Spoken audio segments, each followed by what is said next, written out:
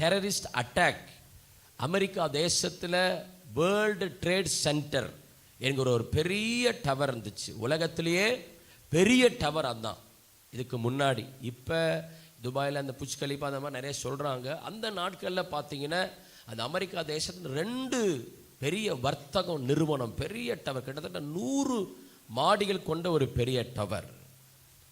அந்த கட்டடத்தை Osama bin Laden, அந்த அல் கொய்தா என்கிற தீவிரவாத அமைப்பை சேர்ந்தவங்க அமெரிக்கா தேசத்தில் போய் குடியுரிமை வாங்கி கிட்டத்தட்ட 3 வருஷ காலமாக அங்கேயே தேசத்தில் இருந்து ஃப்ளைட் எல்லாம் ஓட்டி பழகி எல்லா காரியத்து தேசத்துடைய சட்டங்கள் அங்கே இருக்கிற காரியங்கள் எல்லாவற்றையும் பழகி அவர்கள் அந்த நாட்களில் அங்கே ஒரு டொமஸ்டிக் ஃப்ளைட், எனக்கு சரியாக ஞாபகம் இல்லை, இன்டர்நேஷ்னல் ஃப்ளைட்டாக டொமஸ்டிக் ஃப்ளைட்டான்னு தெரில, அந்த ஃப்ளைட்டில் 2 பேர் ஏறி இருக்கிறாங்க. உங்களுக்கு ஃப்ளைட்டில் போனவங்களுக்கு தெரியும், அந்த ஏர்போர்ட்டுக்கு உள்ளே போன பேக் செக்கின்னு சொல்லுவாங்க. அதில் என்ன பண்ணுவாங்கன்னா இந்த மெட்டல் இருக்கு பாருங்கள், அதை வச்சு ஃபஸ்ட்டு உள்ளே ஒன்று மாதிரி இந்த மாலையெல்லாம் செய்வாங்க பாருங்கள், செக் பண்ணுவாங்க. ஏதாவது பொருள் இருக்குதா, கத்தி கபடா துப்பாக்கி ஏதாவது இருக்குதா அப்படின்னு சொல்லி செக் பண்ணுவாங்க. செக் பண்ணிவிட்டு அதுக்கப்புறம் பேகேஜுக்கு போவாங்க. அந்த பேக்கையும் செக் பண்ணுவாங்க, லக்கேஜை ஃபுல்லாக செக் பண்ணுவாங்க.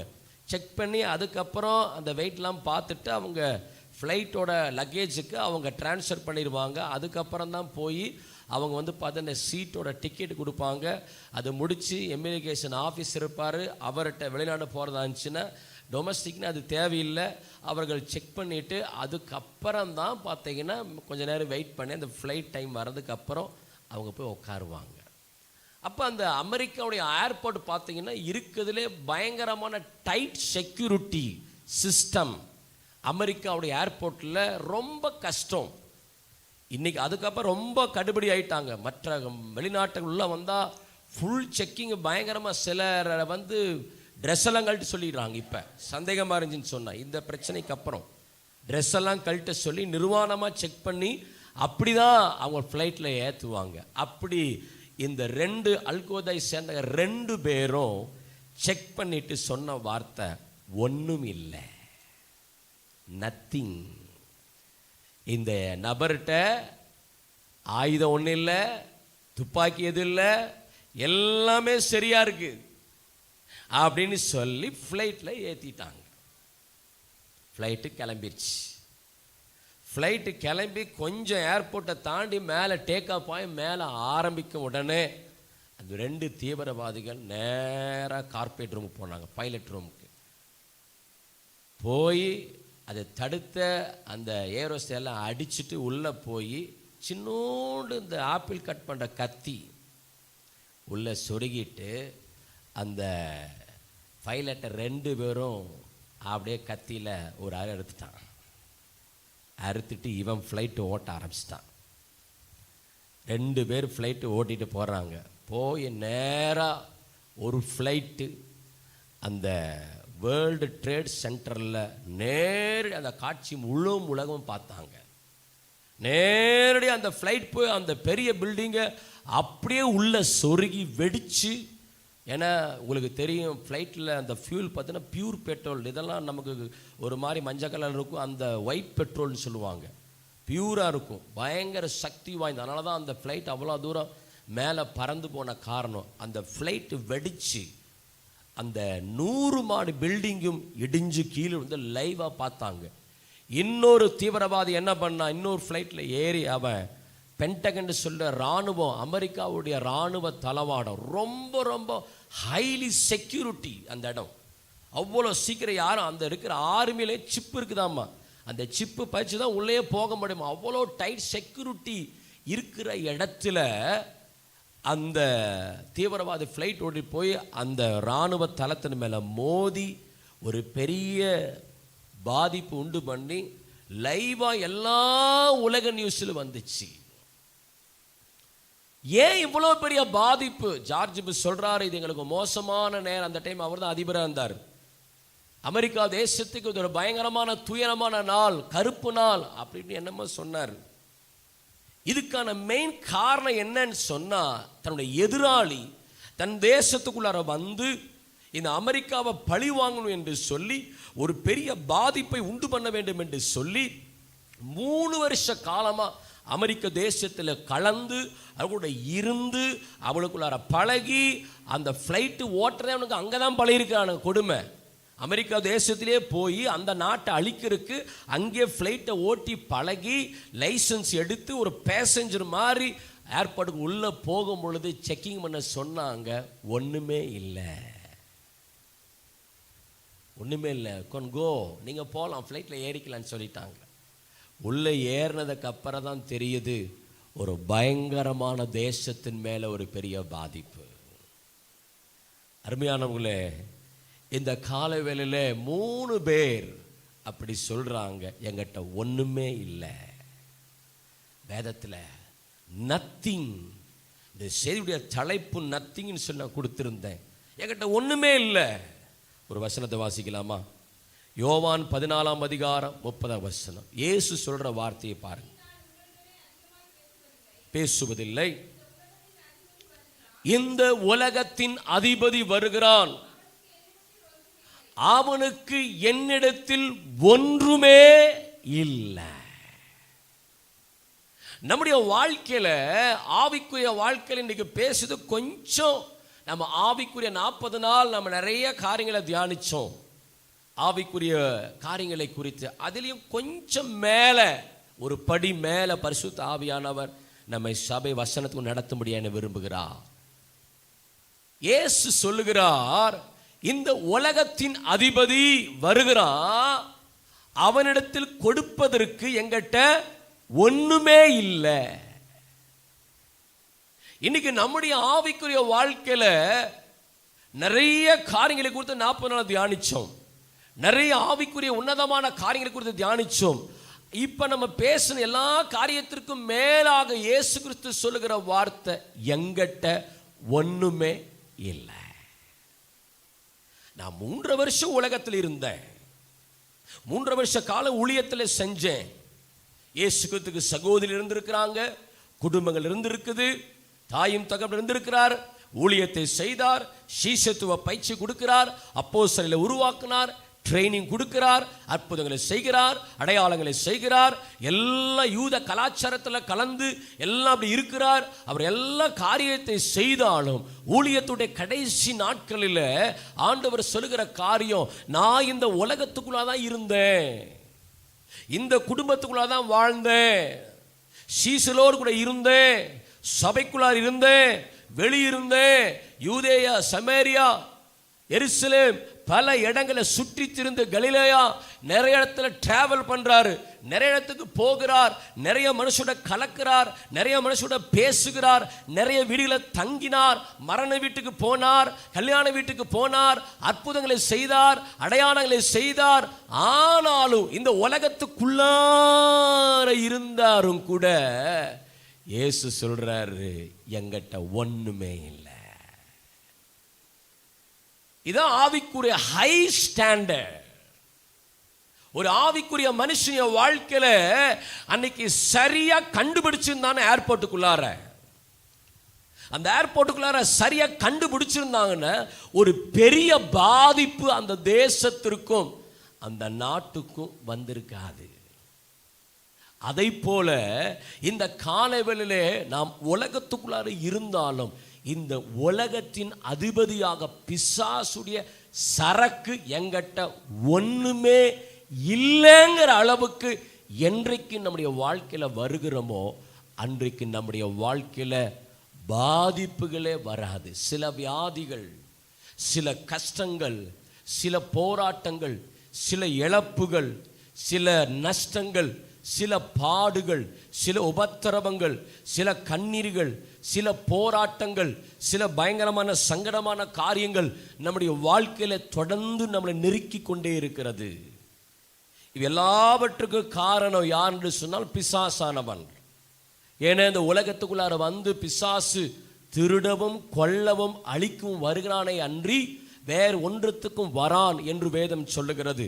நம்முடைய வாழ்க்கையில பிசாசு ஒரு குடும்பத்திற்குள்ளார, ஒரு மனிதனுக்குள்ளார, ஒரு சபைக்குள்ளார, ஒரு தேசத்திற்குள்ளார அவன் உள்ளே வருவான் என்று சொன்னால், அந்த தீவிரவாதியை போல அந்த தேசத்தில் பழகுறான், அந்த நாட்டோடு இருக்கிறான், அந்த குடும்பத்தோடு வாழுகிறான், அவரோடு கூட சகல கலையும் கற்றுக்கொண்டு மாறாக அந்த குடும்பத்தையும் அந்த தேசத்தையும் அந்த ஜனங்களையும் அழிப்பதற்காகவே அந்த அல் கொய்தா தீவிரவாதி எப்படி செயல்பட்டானோ அதே போல இந்த உலகத்தின் அதிபதி இந்த உலகத்துக்குள்ள இருக்கும் பொழுது, ஒரு குடும்பத்தோடு நெருங்கும் பொழுது, ஒரு தனிப்பட்ட மனுஷனோடு கூட இருக்கும் பொழுது, ஒரு தனிப்பட்ட குடும்பத்தோடு சத்துருவான் உள்ள வரும் பொழுது நம்ம கூட பழகுகிறான், நம்முடைய கேரக்டரை தெரிந்து வைத்திருக்கிறான், நம்முடைய நடைகளை அறிந்திருக்கிறான், நம்முடைய பேச்சை அறிந்திருக்கிறான், நம்முடைய சுபாவத்தை அறிந்திருக்கிறான், நம்முடைய செயல்பாடுகளை அறிந்திருக்கிறான். இந்த ஆவிகள், இந்த உலகத்தின்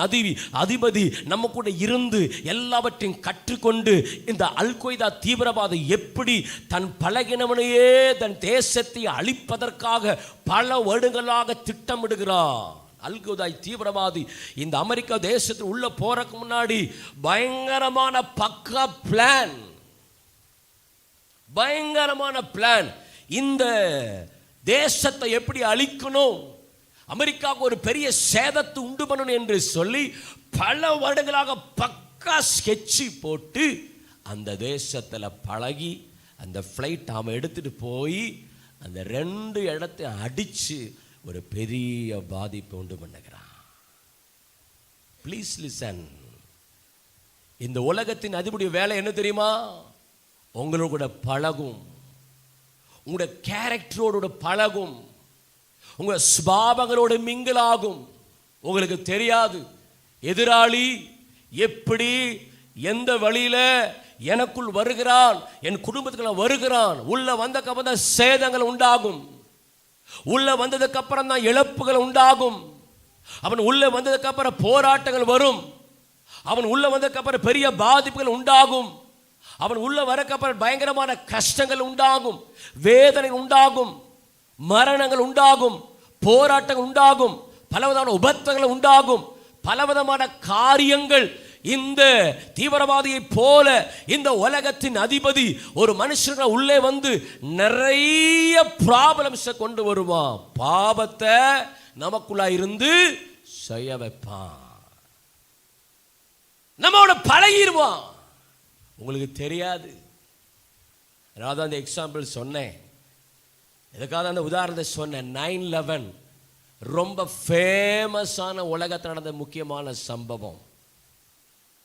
அவ வந்து என்ன பண்றான்? நம்ம குடும்பத்தோடு பழகி என்ன பாவத்தில் கொண்டு போய் தள்ளுகிறான். 2வது, தேவனி சித்தத்திற்கு மாறாக நடத்துகிறான்.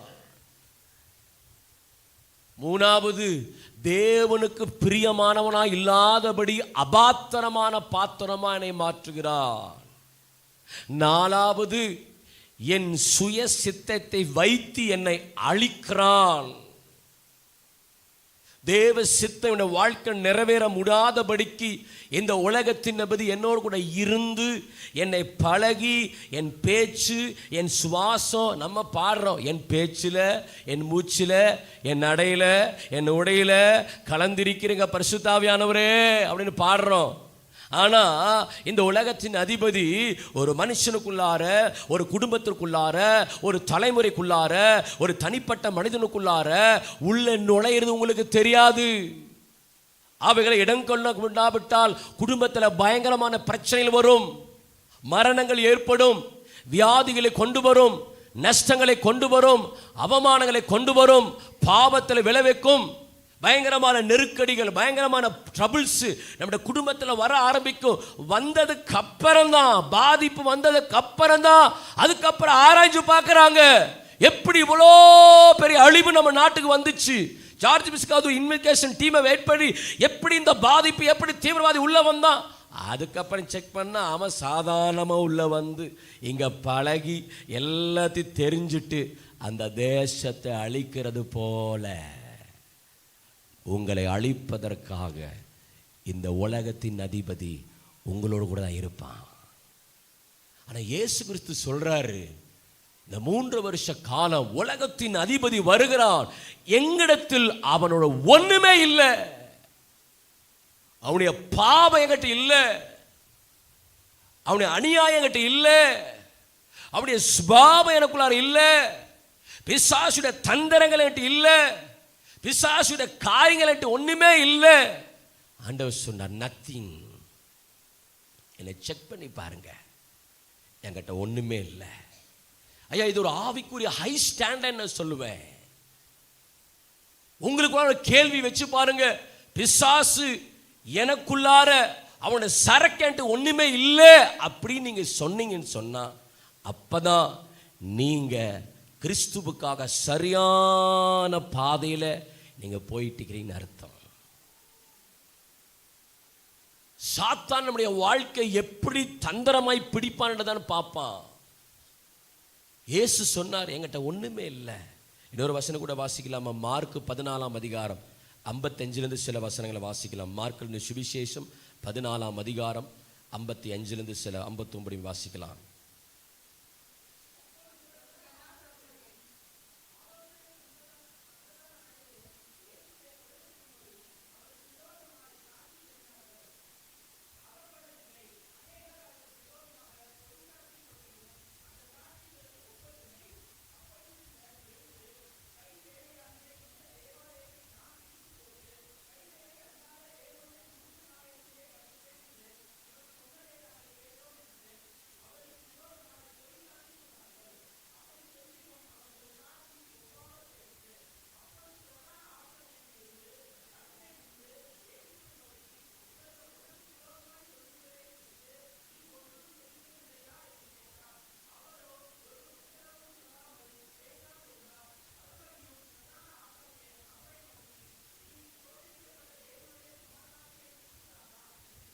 ஆமென். கர்த்தருடைய பரிசுத்த நாமம். அவர்கிட்ட இயேசுட்ட பொய் சாட்சி சொல்றாங்க, அதை கூட அவனால கம்ப்ளீட் பண்ண முடியல.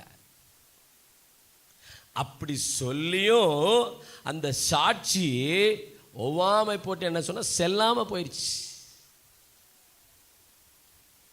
இதுதாங்க நத்திங். ஒரு கிறிஸ்துவனுடைய வாழ்க்கையில முதலாவது நம்முடைய வாழ்க்கையில சாத்தானுடைய காரியங்கள் எனக்குள் ஒண்ணுமே இல்லை, என்கிட்ட ஒன்றுமே இல்லை அப்படிங்கிற அளவுக்கு நம்ம கிறிஸ்துவத்துக்குள்ளார வளருகிறோமோ, அப்பொழுதுதான் உங்களுடைய வாழ்க்கையில வெற்றிகளை பார்க்க முடியும்.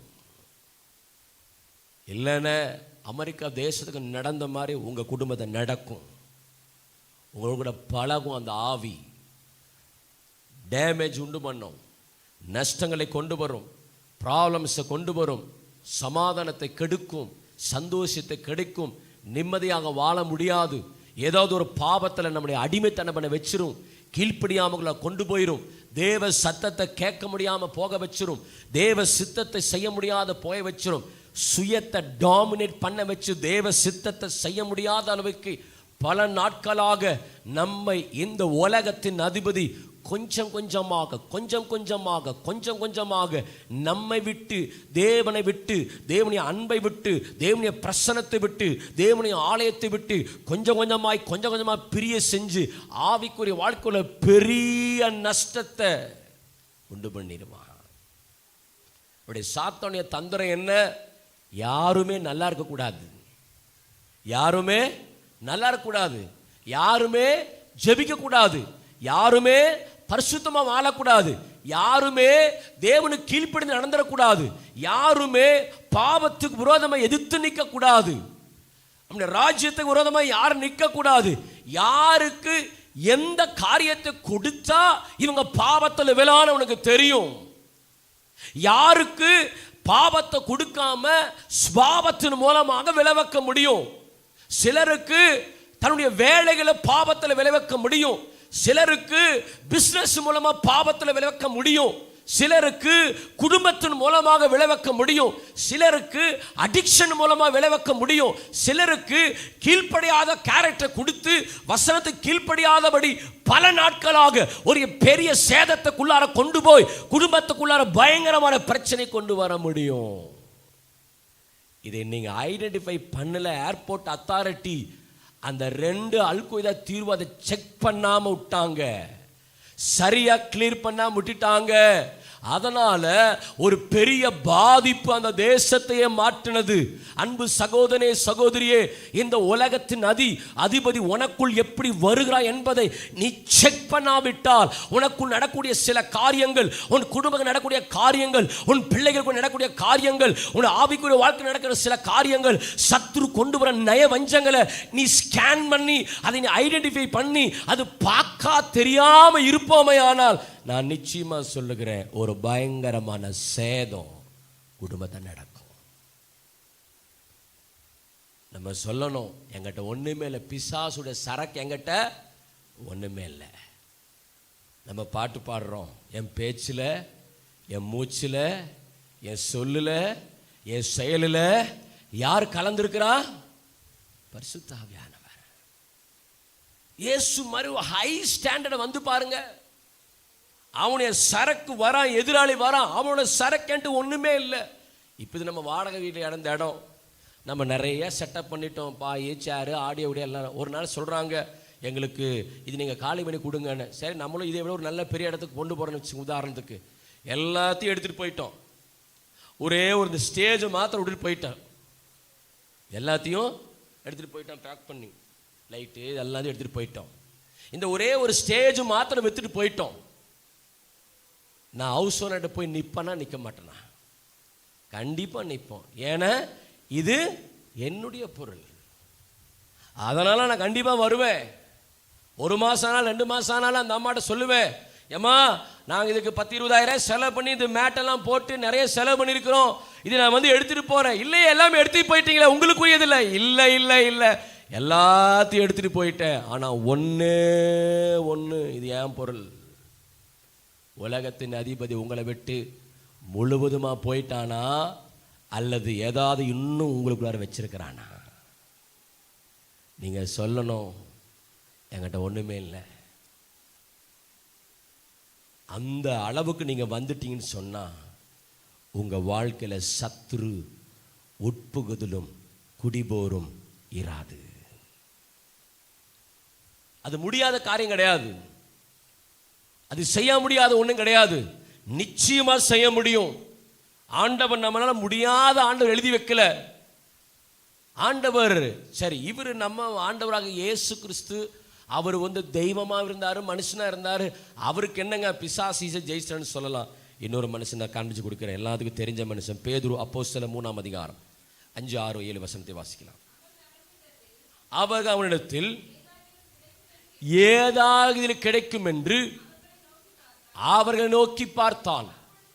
அப்பொழுது பேதுரு, வெள்ளியும் பொன்னும் என்னிடத்தில் ஒன்றும் இல்லை, ஐ ஹேவ் ஜீசஸ். வேற ஒண்ணுமே கிடையாதுப்பா.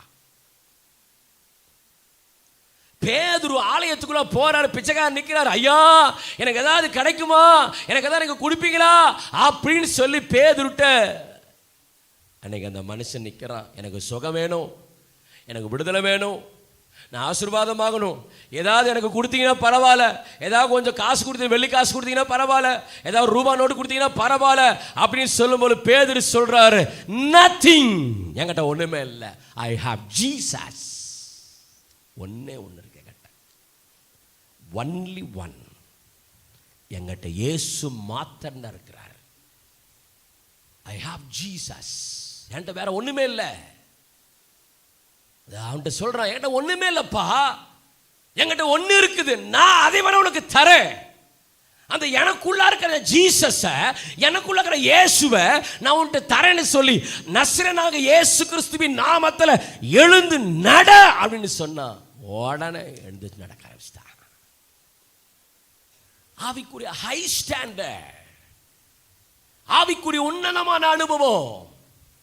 நிறைய காரியங்கள் நம்ம சத்தியத்தை கடுத்துக்கொண்டோம். இனி வரும் நாட்கள்ல உன்னதமான அனுபவத்தை நோக்கி சபை நடத்தும்படி ஆவியானவர் பேசுறார். உங்களுடைய ஆவிக்குரிய உலகத்துல கொஞ்சம் மாற்றத்தை உண்டாக்கும்படி ஆவியானவர் விரும்புகிறார்.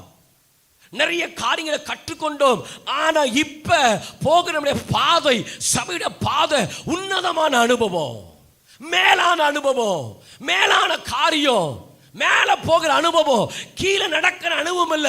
பேதுரு சொல்றாரு, ஐயா என்கிட்ட வெள்ளியும் இல்ல, பொன் இல்ல, காசு இல்ல, கார் இல்ல, வீடு இல்ல, பட் ஐ ஹேவ் ஜீசஸ். இயேசு மாத்திரம் இருக்கிறார். அந்த இயேசுவை நான் உனக்கு சொல்றேன், எழுந்து நட. அவ்வளவுதான், வேலை முடிஞ்சிச்சு. ஆனா இந்த மனுஷன் முன்னாடி எப்படி இருந்தான்னு சீக்கிரமா வாசிக்கலாமா? மத்தேயு 18ஆம் அதிகாரம் 27 வசனத்தை கொஞ்சம் சீக்கிரம் வாசிங்க. மத்தேயு 18:27. பேதுரு அவரை நோக்கி, எல்லாவற்றையும் விட்டு உம்மை பின்பற்றினோமே. ஐயா எனக்கு எதாவது கிடைக்குமா? போதும் சிஸ்டர், எனக்கு எதாவது கிடைக்குமா? நான் சர்ச்சுக்கு வர எனக்கு எதாவது கிடைக்குமா? இயேசுவை பின்பற்ற எனக்கு எதாவது கிடைக்குமா அப்படின்னு சொல்லி ஏதாவது ஆண்டவர்கிட்ட வாங்குற மாதிரி ஒரு ஆள். ரெண்டாவது, யோவான் 18ஆம் அதிகாரம் 10வது வசனம். யோவான் 18:10. பேதுருக்குள்ள இருந்தது எப்படி வெளியே போச்சுன்னு தெரியல. அப்பொழுது சீமோன் பேதுரு பட்டயத்தை உருவி காதையே வெட்டிட்டான். பயங்கரமான கோபக்கார ஆளு பேதுரு. யாரு? எழுப்பல் வந்ததுக்கு அப்புறம் சொல்றாரு, என்கிட்ட ஒண்ணுமே இல்ல, ஒன்றுமே இல்ல, ஒன்றுமே இல்ல, நத்திங் நத்திங் நத்திங். ஆனா பேதுருடைய லைஃபை கொஞ்சம் பேக்லாக் போய் பார்த்தேன்னு சொன்னா பயங்கரமான கோபம், கத்தி எடுத்து காதையே வெட்டுறான். இயேசுவோட இருக்கும் பொழுது இயேசுவோட நடக்கிறான், இயேசு ஆராதிக்கிறான், இயேசுவோட ஜெபிக்கிறான், படகுல போறாரு, பிரசங்கத்தை கேட்கிறாரு, அற்புதங்களை பார்க்கிறாரு, அடையாளத்தை பார்க்கிறாரு. ஆனா இடுப்புக்குள்ளார ஒரு சின்ன கத்திய சொருகி வச்சிருக்கிறாப்புல. பேரு ஆவிக்குரியவன். பேரு யாரு? சீஷர்கள். 12 பேரை விசேஷமாய் தெரிந்து கொள்ளப்பட்டவன். அவன் மேல ஒரு பெரிய ஆண்டவர் சொன்னாரு, எப்பா பேதுரு, பாதாளத்தில் வாசல் மேல மேற்கொள்ள முடியாது, இந்த கல்லின் மேலே என் சபையை கட்டுவேன். ஒரு பெரிய பிராமிஸ் வாங்கின ஆளு ஆண்டவர் சொல்றதெல்லாம் கேட்டு இருந்துட்டு ஆவிக்குரியவன், ஜெபிக்கிற வேதத்தை வாசிக்கிற ஆளு, ஊழியத்துக்கு வந்தாலு பேண்ட்டுக்குள்ள ஒரு கத்தி. இவர் சொல்றாரு, ஐ ஹாவ் ஜீசஸ், என்கிட்ட ஒண்ணுமே இல்லை. எப்படி இவனுக்குள்ள மாற்றம் வந்துச்சு? இன்னும் கொஞ்சம் வாசிக்கலாம். லூக்கா 22ஆம் அதிகாரம் 32 வசனத்தை வாசிக்கலாம். லூக்கா 22:32. நானோடு விசுவாசம் ஒளிந்து போகாமல். அப்ப பேதுருக்குள்ளார அவிசுவாசம் ஃபுல்லா நெகட்டிவ் நெகட்டிவ் நெகட்டிவ் விசுவாசம். சொல்றாரு, எப்பா பேதுரு, உனக்கு விசுவாசமே இல்லை, விசுவாசம் ஒளிந்து போகாதபடி உனக்காக இன்னும் படகு மேல போக நீரே ஆனால் நானும் படலை. என்னையா நீரே ஆனால் இழுக்கிற பேதுரு. இயேசு கூட நடக்கிறாரு, இயேசு கூட வாழ்றாரு, இயேசு அற்புதமாக செத்தவனை உயிரோடு எழுப்புறாரு, அற்புதம் நடக்கிறத பார்க்கிறாரு, ஆச்சரியத்தை நடக்க பார்க்கிறாரு, ஹீலிங்கை பார்க்கிறாரு, டெலிவரன்ஸை பார்க்கிறாரு, அப்படியே பிரசங்கத்தை பார்க்கிறாரு. நீ தேவனுடைய குமாரனாய் கிறிஸ்துன்னு சொல்லி இதே வாயால தான் அறிக்கை செய்யறாரு பேதுரு. எப்பா என்னை பத்தி ஊருக்கு என்ன நினைக்கிறாங்க சொல்லுங்க அப்படின்னு ஆண்டவர் கேட்கிறாரு. ஆண்டவரே, ஒருத்தர் எலியான்னு சொல்றாரு, ஒருத்தர் யோவான்னு சொல்றாரு, நீ பெரிய தீர்க்கதரிசி சொல்றாரு. டக்குன்னு நம்மால் எப்பொழுதுமே கொஞ்சம் முந்திரி கொட்டை எப்படின்னு சொல்லுவாரு, நீ தேவனுடைய குமாரன். அடேங்கப்பா, கைதட்டுங்கள். அப்படி இப்ப இல்ல, அப்படியே சொல்லியிருப்பாரு நினைக்கிறேன். அப்படியெல்லாம் வெளிப்பாடு பார்க்கிற ஆளுக்குள்ளார ஃபுல்லா நெகட்டிவ் தாட்ஸ். அவிசுவாசம் அவிசுவாசம் அவிசுவாசம். ஜெபம் பண்ணும் போது அல்லேலூயா, கூடாதது ஒன்றுமில்லையே, கூடாதது ஒன்றுமில்லையே. வீட்டுக்கு போனா எப்படி கூடும்? எப்படி கூடும்? ஜெபம் பண்ண வந்துருமா? ஜெபம் பண்ணுங்க. ஆமா ஆமா, ஜெபம் பண்ண காசு வந்துரும். கணக்காண்டு நீ சொல்லிருவியா? ஜெபம் பண்ண பிரச்சனை மாறிடுமா? பைபிள் வாசித்தா பிரச்சனை மாறிடுமா? அவிசுவாசம். இந்த மனுஷன் சொல்றா, ஐ ஹாவ் ஜீசஸ், என்கிட்ட ஒண்ணுமே இல்லை, இந்த உலகத்துடைய சரக்கு என்கிட்ட ஒண்ணுமே இல்லை. இந்த ஹை ஸ்டாண்டர்ட் இருக்கிறாப்புல. இன்னொரு வசனத்தை கூட வாசிக்கலாம். மத்தேயு 14ஆம் அதிகாரம் 68 வசனம். மத்தேயு 18:68.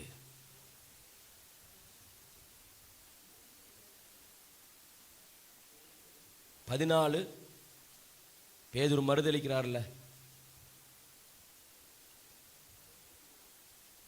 மத்தேயோ மார்க்குவா? இல்லை, பேதுரு மறுதலிக்கிறார்ல கடைசியில்.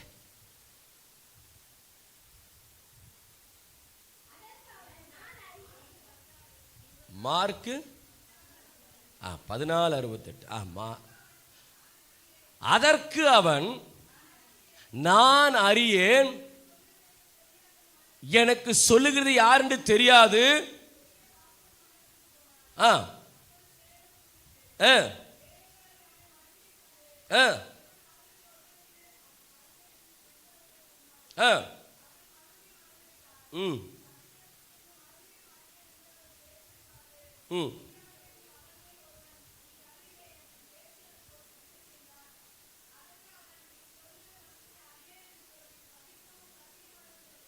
என்னமா பல்ட்ரி அடிச்சுட்டாரு பாருங்க நம்மால. ஆண்டவர் சொன்னாரு, நான் மரணத்துக்கு போறேன், சிலுவையில போறேன். ஆண்டவரே, இந்த பைபிள 11 பேர் நம்பாதீங்க, எல்லாம் ஓடி போயிடுவாங்க. ஆனால் நான் அப்படி கிடையாது, உம்மோ கூட சாகருக்கும் ஆயத்தமா இருக்கிறேன். எப்படி? இவங்கெல்லாம் நம்பாதீங்க ஆண்டவரே. யோவானா அப்பதான் அவங்க, இவனோட காரியம் என்னன்னு யோவானை பத்தி பேசுறா. அவன் சிறுத்தம், உனக்கு என்னப்பா? இந்த இவன் 11 பேர் இப்படிதான், நான் அப்படி நிற்க மாட்டேன், உங்களுக்கு வைராக்கியமான. இப்ப 6வது நேரத்தில் அப்படி நம்ம மாதிரி இவர் பேதுரு, ஆண்டவரே உமக்காக வாழுவேன், உம்முடைய சித்தத்தை செய்வேன். திங்கட்கிழமை காலை பஞ்சாயத்து வந்த உடனே, ஐயோ ஆண்டவரே என்ன சோதனையா இருக்குது இது, என்னத்தை ஜபம் பண்ணி என்னத்தை இந்த ஆள் வாழு கத்துவான், ஆனா நமக்கு ஒண்ணுமே நடக்காது. அப்படி ஆளு பேதுரு. மறுதலிக்கிறான், இயேசுவை யாருன்னே தெரியாதுங்கிறான். இதே வாயால தான் நீ ஜீவனே தேவனுடைய குமாரனாக கிறிஸ்து அப்படின்னு சொன்ன அதே மனுஷன் அந்த வாயை வச்ச அப்ப நல்ல வாய், இப்ப நாரவாய். அப்ப அவர் சொல்றாரு, நீ தேவனுடைய குமாரனாய் கிறிஸ்து என்று சொல்றாரு. இதுக்கப்புறம் அந்த பேதுரு வெளியே அரண்மனைக்குள்ள இருக்கும்போது அந்த அம்மா அப்பா இந்த ஆள் பேசுறது நடக்கிறது ட்ரெஸ்ஸிங்கு, அவரை தாடி, அவரை தலை எல்லாமே பார்த்து இயேசு மாதிரியே இருக்கிறாரு அந்த ஆளு. இவனுக்கு உள்ள போடுங்க. ஐயோ எனக்கு தெரியாதுங்க அவரு. இல்லையே, அன்னைக்கு நீயும் தானே இயேசுக்கோ நடந்த? இல்ல எனக்கு தெரியாது. 3 டைம் சொல்றாரு. இவனுங்க இப்படி சொன்னா நம்ப மாட்டான்னு சொல்லி சபிக்கவும் சத்தியம் பண்ணும் தொடங்கின மனுஷன் பரிசுத்த ஆவியானவர் அந்த மனுஷனோட இறங்கும்போது சொல்றாரு, ஐ ஹாவ் ஜீசஸ், நத்திங், எதுவுமே இல்லை. பயத்தின் ஆவி இவனுக்குள்ளார ஃபுல் ஆக்குபேஷன் பேதுருக்குள்ளார. தைரியமா சொல்ல முடியல. ஆனா அதே சிச்சுவேஷனை மாத்துறாரு. அப்போஸ்தலர்ல எழுப்புல வந்தோம்னா தைரியமா எருசலேம் 2 எருசலேம் குடிகளே, நீங்க தான்டா சிலுவையில இயேசுவை அரைஞ்சிங்க, அவர் இன்னைக்கு உயிரோடு எழுந்துட்டார், அப்படியே சீசலாக சாகருக்கும் நாங்க பயப்பட மாட்டோம், நாங்க இயேசுவா வாழ்றேன்னு சொல்லி சத்தமா பிரசங்கம் பண்ணாரு. கூட்டம் கூட்டமா 3000 5000 ரட்சிக்கப்பட்ட ஜனங்க சபைக்குள்ள வர ஆரம்பிச்சாங்க. ஏன் தெரியுமா?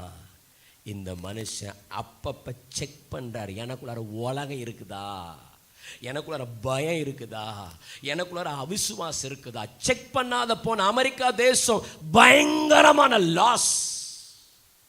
நீங்க உங்களை செக் பண்ணல, நத்திங், ஒண்ணுமே இல்லைங்கிற சொல்றதுக்கு நீங்க வர வரைக்கும் உங்க குடும்பத்தில் நிறைய ப்ராப்ளம்ஸ் வந்துட்டே தான் இருக்கும். ஒரு ஆவிக்குரிய ஸ்டாண்டை நீங்க எடுக்கணும்.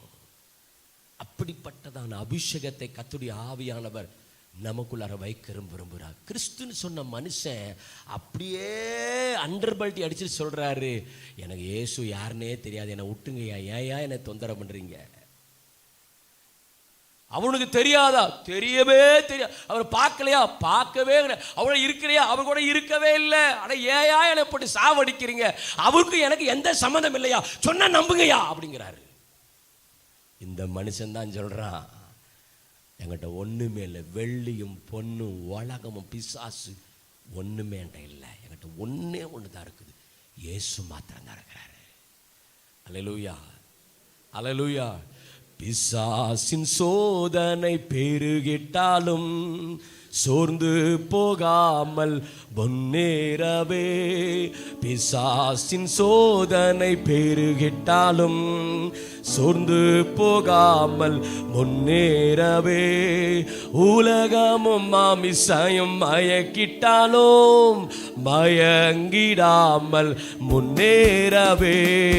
உலகமும் மாமிசையும் மயக்கிட்டாலும் மயங்கிடாமல் முன்னேறவே.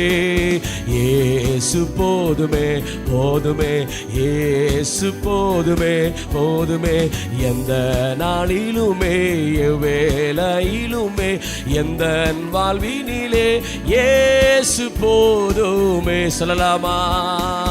எந்த நாளிலுமே. சத்தமா படி சொல்லலாமா? எந்த நாள்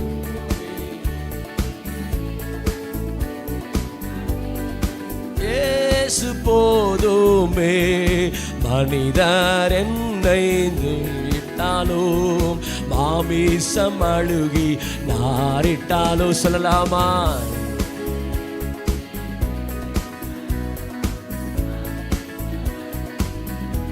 ஐஸ்வர்யம் யாவும் ஆகாதவன், ஐஸ்வர்யம் யாவும் சொல்லமா சத்தமா? இயேசு போதுமே போதுமே, இயேசு போதுமே போதுமே, எந்த நாளிலுமே வேளையிலுமே எந்த வாழ்வினிலே இயேசு போதுமே. எந்த நாளிலுமே வேளையிலுமே எந்த வாழ்வினிலே இயேசு போதுமே. ஹல்லேலூயா ஹல்லேலூயா. இந்த அளவுக்கு நம்ம வளரணுங்க. அதான் பரிசுத்த ஆவியானவர் நம்ம சபைக்கு பேசுறாரு. நம்ம சபையில் ஒருத்தரும் சொல்லணும் என்கிட்ட ஒண்ணுமே இல்லை, இயேசு மாத்தந்தாயா இருக்காரு. நீங்கள் ஒரு பிரேயரில் போகிறீங்க, எங்களுக்கு ஒரு 5000 உதவி செய்யுங்க. ஐயா என்கிட்ட காசு இல்லை, பணம் இல்லை, உங்களுக்கு என்ன பிரச்சனை? எனக்கு கிட்னி ஃபெயிலியர், என்கிட்ட ஒன்றுமே இல்லை, இயேசுவின் நாமத்தில் நட. அவ்வளோதான். அற்புதம் நடக்குமா நடக்காதா? கர்த்தர் செய்வாருங்க. சபைக்குள்ளார கர்த்தர் செய்வார். அந்த நாட்களை நோக்கி தான் சபை கர்த்தர் நடத்துகிறாரு. நீங்கள் ஒரு இடத்துக்கு ஜெபம் பண்ண போகிறீங்க, ஒரு வீட்டுக்கு போகிறீங்க, எங்களுக்கு சபையில் ஏதாவது ஒரு ஹெல்ப் பண்ண முடியுமா? எங்கிட்ட வெள்ளியும் இல்லை பொண்ணும் இல்லை, என்கிட்ட இயேசுமா, நான் இயேசு தரேன். அவர் இயேசு உள்ள வந்துட்டு எல்லாம் மாறிடும். என்ன பிரச்சனை? எங்களுக்கு வேலையே இல்லை, இயேசுவின் நாமத்தில் வேலை உண்டாவதாக. ஜெபம் பண்ணிட்டு வரீங்க, அந்த வாரத்தில் வேலை வருது, அடுத்த நாள் தேடி உள்ள வருவான். அல்லேலூயா. கர்த்தர் அதை செய்வதற்கு தான் ஆண்டவர் நம்ம கூட பேசுகிறாரு. நம்முடைய வாழ்க்கையில் உலகம், மாமிசம், பிசாசு ஒன்றுமே எங்கிட்ட இருக்கக்கூடாது. அந்த அளவுக்கு நம்ம வளரணும். வந்துட்டோம் அப்படின்னு சொன்னால் அப்போஸ்தல நாட்களில் நடந்த அற்புதத்தை காட்டிலும் கர்த்தர் நம்மை கொண்டே செய்ய போகிறார். அல்லேலூயா அல்லேலூயா.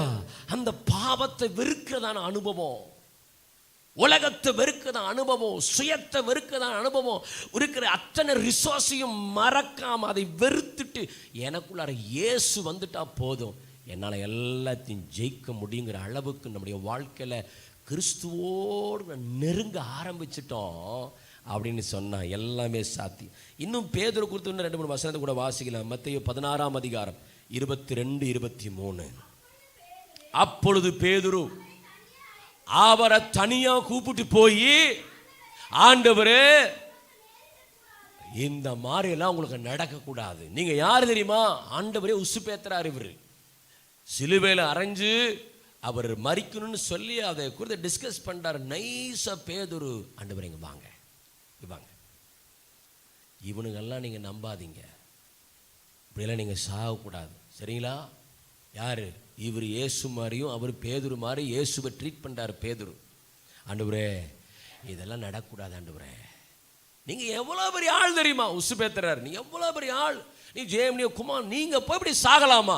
சிலுவையில் போய் இப்படி நீங்க பிரதான ஆசிரியர் போய் நிக்கணுமா? அப்படி அவமானம் தேவையா? அந்த அசிங்கம் நமக்கு தேவையா? அப்படின்னு சொல்லி இயேசுடைய ஆவிக்குரிய வாழ்க்கையை, பிதாவின் சித்தத்தை கொலாப்ஸ் பண்றாரு இந்த மனுஷன். அண்ணன் சொன்ன திரும்பி இடரல் உண்டாக்குற சாத்தானே பின்னாடி போ அப்படிங்கிறாரு. நீ தேவனுக்கு கேட்ட சிந்தியாம மனுஷன். அப்ப பார்த்தீங்கன்னா ஃபுல்லா பேதுக்குள்ள மனுஷீகம். பேரு ஆவிக்குரியவன், பேரு தேவன அபிஷேகம் பண்ணப்பட்டவன், பேரு சீசன், பேரு தேவன தெரிந்து கொள்ளப்பட்டவன். ஆனா பேதுக்குள்ள இருக்க ஃபுல்லா எல்லாமே பார்த்தீங்க மனுஷன் பிரகாரம் மாதிரியே தான் யோசிப்பாரு. பேதுரு பவுல் சொல்றாரு, ஆவிக்குரியவன் ஆவிக்குரியவளை சிந்திக்குமா. இவர் பேதுரு ஆவிக்குரிய ஆள் தான், ஆனா எப்பொழுதுமே மனுஷன் யோசிக்கிற மாதிரியே தான் யோசிப்பார். அந்த சுபாவமும் இந்த பரிசுத்த மனுஷனை வந்தோடனே அதையும் அழிச்சு சொல்றாரு, ஐ ஹாவ் ஜீசஸ் என்ற ஒண்ணுமே இல்லை. அடுத்து இன்னொரு வசனம் கூட வாசிக்கலாம். மத்தேயு 26:35 மத்தேயு 26:30. அதற்கு பேதுரு, உம்மோடு கூட மரிக்க வேண்டியதா இருந்தாலும் என்ன அண்டா புழுகு இருக்குதுலே பைபிளே பெரிய பொய் இவர்தான். நம்ம பொய் சொல்ற, ஆண்டவரே உமக்காக நான் செய்வேன் அப்படின்னு. பிரதர் உழுதுக்கு வர எனக்கு வேலைக்கு பாஸ்டர், நான் முக்கியமான ஜோலியா போயிட்டு இருக்கிறேன், ஏன் வரல? எனக்கு ஆபீஸ்ல நிறைய வேலை, ஏன் பிரேயருக்கு வரல? நம்ம என்ன சொல்லுவோம், ஆண்டவரே உமக்காகத்தானே உயிர் வாழ்கிறேன், நீங்க கூப்பிடும் போதெல்லாம் வந்து ஊழியம் செய்வேன், மழை அடிச்சாலும் காத்தடிச்சாலும் என்ன வந்தாலும் உங்களுக்காக ஊழியம் செய்வேன், உங்களுக்காக பிரதேசம் செய்வேன். எங்கயா இருக்கிறீங்க? நான் வெளியூர் பஸ்ல போயிட்டு இருக்கிறேன் பாஸ், இன்னைக்கு போய் ஊழியத்துக்கு கூப்பிடுறீங்களே. அப்படிதான் நம்மால் சொல்றாரு, பொய் ஆண்டவர்கிட்டே சொல்றாரு. பயமா இருக்குது நமக்கு. தேவகுமாரன்ட்டே சொல்றாரு, பொய் சொல்றாரு. உம்மோடு கூட மரிக்க வேண்டியதா இருந்தாலும் நான் மரிக்க தயார்.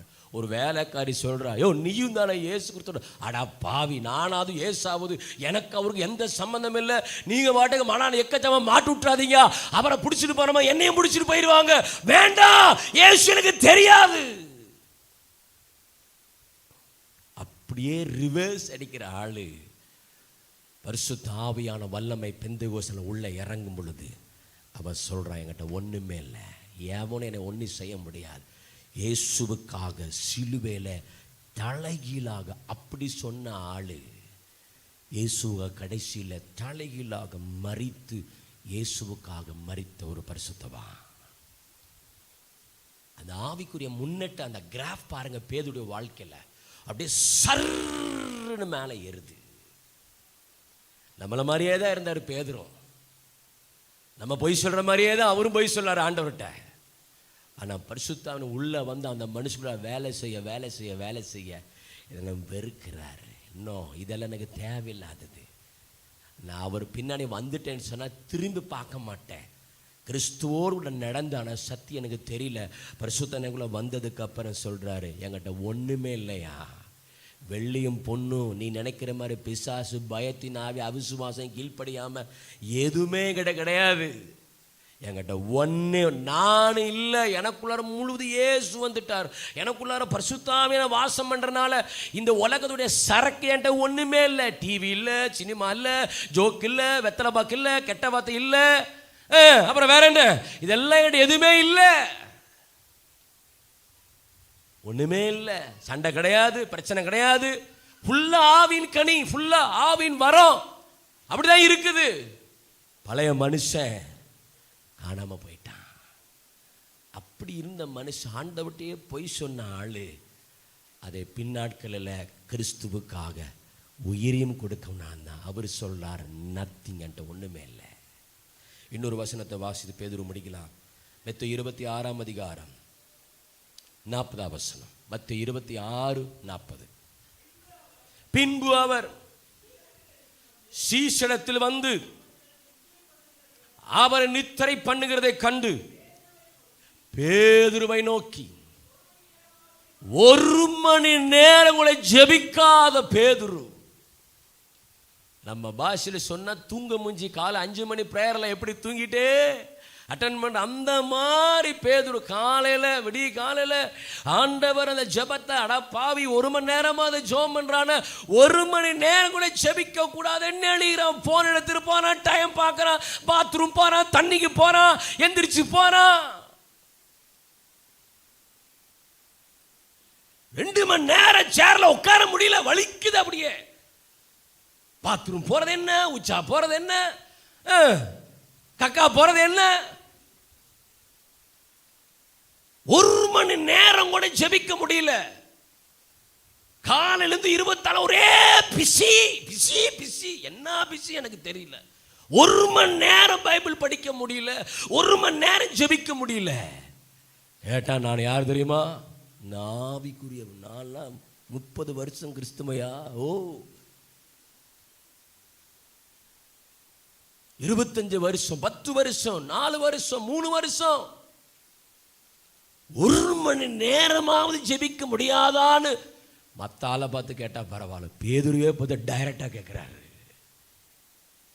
இந்த மனுஷன் இவ்வளவு கீழ்ப்படியாம இப்படி ஒரு இர்ரெகுலர் பிரேயர் லைஃப், ஆண்டவருக்காக பயந்த சுபாவம், அவிசுவாசம், கீழ்ப்படியாம ராங் கமிட்மெண்ட், இது எல்லாம் இருந்த மனுஷன் அவன் எழுப்பல் வந்தக்கப்புறம் சொல்றாரு, என்கிட்ட ஒண்ணுமே இல்லை அப்படின்னு. என்ன தெரியுமா?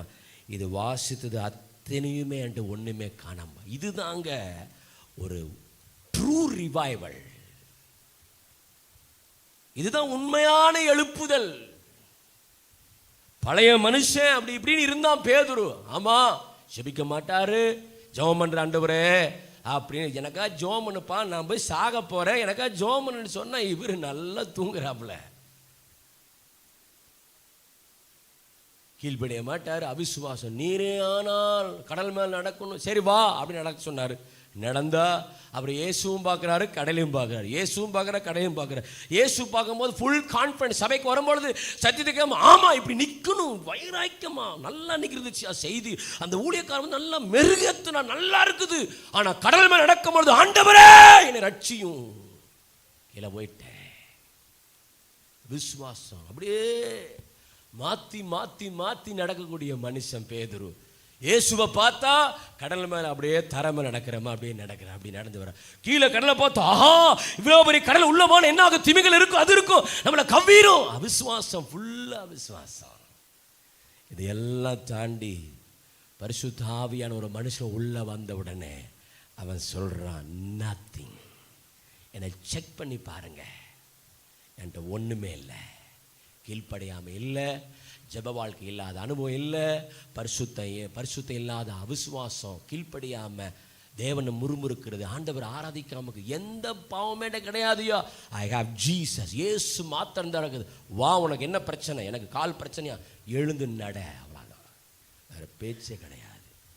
சரி, இன்னும் ஒரு மனுஷனை மாத்திரம் தியானிக்கலாம். இன்னும் டைமில் நல்லா சுருக்கமாக முடிக்கிறோம். கலாத்தியர் 2ஆம் அதிகாரம் 20ஆம் வசனம். கலாத்தியர் 2:20.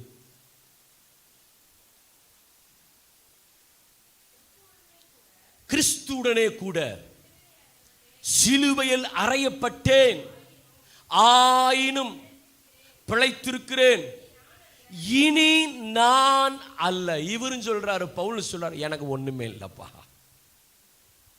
நத்திங். சரி, இயேசுதான் அவர் தெய்வம், அவர் சொன்னாரு, பிசாசோட சரக்கண்ட ஒண்ணுமே இல்லைன்னாரு, வாஸ்துவமான பேச்சு.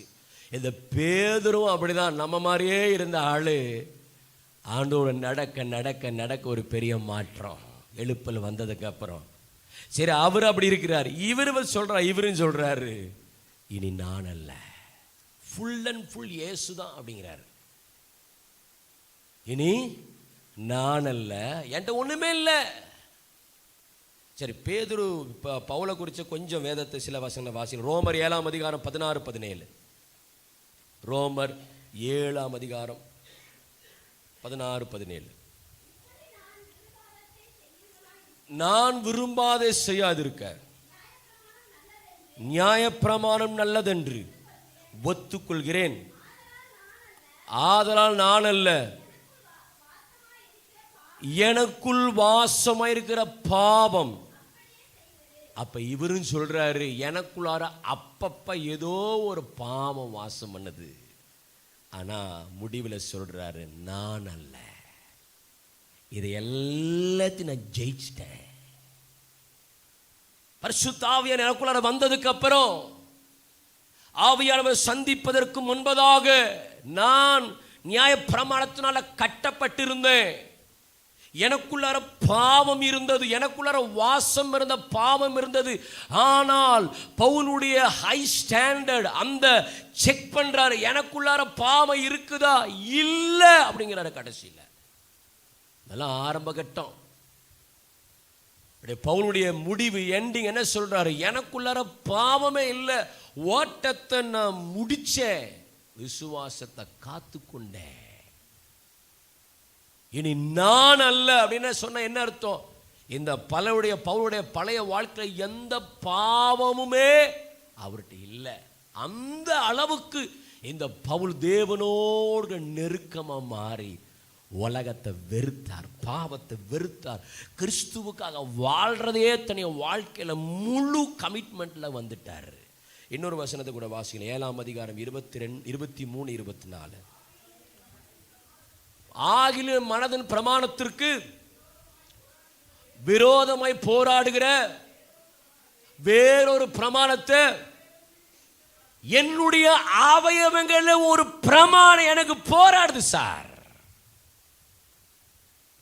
பேதுடைய வாழ்க்கை, முன்னுடைய வாழ்க்கையை அவர் அனுபவத்தில் சொல்றாரு, எனக்குள்ளார ஒரு அவயவம், எனக்குள்ளார வேறொரு பிரமாணம் அப்பப்ப என்ன டிஸ்டர்ப் பண்ணிட்டே இருக்குது. நான் ஜெபிக்கிறேன், ஆண்டவருக்காக வந்துட்டேன், ஆண்டவருக்காக செயல்படுகிறேன், ஊழியத்தில் ஆண்டவரை பயன்படுத்துறாரு. ஆனா ஆரம்ப கட்டம் இதெல்லாம் இவரை வச்சு நீங்க தப்பா இட போட்டுறாரு. இந்த வசனத்தில் வச்சு இவர் பயங்கரமான வில்லாதி வில்லன் பவுல், பயங்கரமான பரிசுத்தவான். நான் சொல்ற வசனத்தை இவர் இப்படி நீங்க முடிவு பண்ணிடக்கூடாது. ஆரம்ப கட்ட அப்படி சொல்றாரு, என்னுடைய அவயவத்துக்குள்ளார அப்பப்ப ஒரு டிஸ்டர்ப் ஆகுது ஆண்டவரே. அப்படி இருந்த மனுஷன் சொல்றாரு, இனி நான் அல்ல, எனக்குள்ளார பாவமே கிடையாது, எல்லாத்தையும் வெறுத்துட்டேங்கிறாரு. ரோமர் 7ஆம் அதிகாரம் 20, 21 வாசிக்கலாம். அந்தபடி விரும்பாததை நான் செய்தால் நான் அல்ல, அவரே சொல்லாரு, நான் விரும்புகிறத செய்யணும் சொன்ன, ஆனா எனக்குள்ள அந்த பாவம் என்னை செய்ய வச்சிருதுங்கிறாரு. பாவத்தில் எனக்குள்ளார பாவம் அப்பப்ப நான் விரும்புகிறதை அல்ல, வெறுக்கிறதையே நான் விரும்பல, இது நான் செய்யக்கூடாதுன்னு நினைக்கிறேன் ஆண்டவரே, இது நான் பார்க்கக்கூடாதுன்னு நினைக்கிறேன், இது செய்யக்கூடாதுன்னு நினைக்கிறேன், இந்த பழக்கத்தில் இருந்து வெளியே வர நினைக்கிறேன், இந்த காரியத்திலிருந்து வெளியே வர நினைக்கிறேன். ஆனா சம்டைம் எப்பவாவது ஒரு டைம் நான் அந்த பாவத்தை செஞ்சிடறேன். அப்படிங்கிற ஒரு போராட்டம் இவ்வளோ பெரிய பரிசுத்தவானுக்குள்ளேயும் இருந்துச்சு. இந்த மனுஷன் கடைசி சொல்றாரு, இனி நான் அல்ல, என்கிட்ட ஒண்ணுமே இல்லை. அப்பப்ப பவுல் செக் பண்றாரு.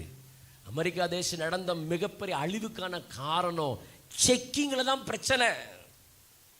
அன்னைக்கு ஒழுக்கமா ஏர்போர்ட் அத்தாடி செக் பண்ணியிருந்தான். இன்னைக்கு 100 மாடி கட்டடம், உலகத்திலே பெரிய டவர் இன்னைக்கும் ஜெயஞ்சமீரமா நின்று இருந்திருக்கும். 10,000 பேருக்கு மேல செத்து போனாங்க. அது நியூஸ் பார்த்தவங்களுக்கு தெரியும்.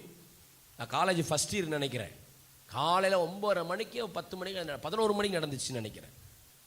எல்லாம் உலக நியூஸ் பேப்பர் எல்லாம் பார்த்தா அவ்வளோ பெரிய கட்டடம் இடிஞ்சு, அந்த கட்டடத்தில் 10,000 எம்ப்ளாயிஸ், வேர்ல்டு ட்ரேட் சென்டர் 10,000 பேர், சில பேர் 100 மடங்கு குதிக்கிறோம். அந்த எல்லாம் வீடியோ எல்லாம் காமிச்சா நீங்கள் பார்த்தீங்கன்னு தெரியும் நியூஸில், யூடியூப்ல. உயிரை காப்பாற்றுறதுக்காக அந்த 100 மாடி கட்டடத்தை குதிக்கிறாங்க கீழே, உயிருக்கு பயந்து. பயங்கரமான சேதம். ஏன் தெரியுமா? செக் பண்ணல சரியா. ஆவிக்குரியவன் செக் பண்ணணும், உலகம் எனக்குள்ள இன்னும் இருக்குதா, பிசாசுடைய காரியம் எனக்குள்ள இன்னும் இருக்குதா, சுய இன்னும் எனக்குள்ள இருக்குதா, மாமிசம் அப்பப்ப என்ன சுண்டி இழுக்குதா, தேவ சித்தத்துக்கு மாறாம நான் இன்னும் சுயத்தெல்லாம் ஓடுறேன்னா, என் வண்டி எப்படி ஓடுதுன்னு சொல்லி செக் பண்ணலன்னு இந்த உலகத்தின் அதிபதி என் கூடைய கலந்து, என் குடும்பங்களாக வந்து, என் பிள்ளைகளாக வந்து, என் பிஸ்னஸ்களாக வந்து, என் ஆவிக்குரிய வாழ்க்கையில் வந்து எல்லாத்தையும் கொலாப்ஸ் பண்ணிட்டு போயிட்டே இருப்பான். நீங்கள் செக் பண்ணலை அப்படின்னா பயங்கரமான பாதிப்பை கொண்டு வரும். அல்லே சொல்லுங்க, அல்லேலூயா, அல்லேலூயா. இன்னொரு வசனத்தை கூட வாசிக்கலாம். அப்போஸ்தலர் 9ஆம் அதிகாரம் 4. அவன் தரையிலே விழுந்தான். அப்பொழுது சவுலே சவுலே, இவர் பாருங்க, பவுலுடைய ஆரம்படைய இயேசுவே டார்ச்சர் பண்ண ஆள் இந்த ஆளு. இயேசுவே துன்பப்படுத்தின ஆள், சாதாரண ஆள் கிடையாது இந்த ஆளெல்லாம். பவுலெல்லாம் ஆரம்ப நாட்களை சொன்னேன், ஏப்பா என்னை துன்பப்படுத்துற, உனக்கு என்ன அநியாயம் செஞ்சேன்னு சொல்லு அப்படின்னு ஏசப்பாவையே கேட்க வச்ச படுபாவி பவுல்.